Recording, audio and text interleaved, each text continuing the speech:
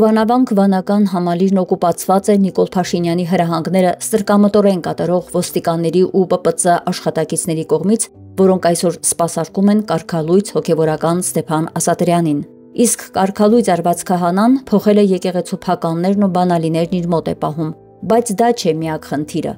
Հովանավանքի գործունեությունն ամբողջությամբ խաթարված է։ Հոգևորականները չեն կարողանում իրականացնել հոգևոր ծեսեր, հավատացյալները չեն կարողանում ուխտի գալ Հովանավանք, ձախողվում են պսակադրությունները, երբ մարդիկ տեղեկանում են, որ այնտեղ կարգալույծ հոգևորական է ծես կատարում։ Անցած շաբաթ եկեղեցում բեմադրված պատարագի մասնակիցներից շատերը քաղաքացիական անձիկ էին, այսինքն Սուրբ Խորան են բարձրացել ու իրենց ներկայությամբ պղծել եկեղեցու հետ կապ չունեցող կասկածելի անձիկ, որոնցից մեկի մարմնի նկատելի հատվածում սատանիստական դաջվածք էր արված։ Սա այլ բան չէ, քան հանցագործություն ԿՊ-ական իշխանության կողմից հայ առաքելական Սուրբ եկեղեցու նկատմամբ։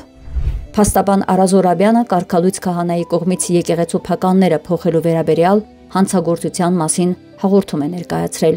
Բայց մի երկրում, ուր բոլորը ենթարկվում են մեկ մարդու, արդյոք հնարավոր է իրավական ճանապարհով հարցեր լուծել։ Մայրաթորի տեղեկատվական համակարգի ղեկավար Տեր Եսայի քահանա Արթենյանը անհույս է, նա ասել է. դժվար է ակնկալիքներ ունենալ հաշվի առնելով իրավապահ եւ դատական համակարգի այսօրվա անօրեն գործունեությունը։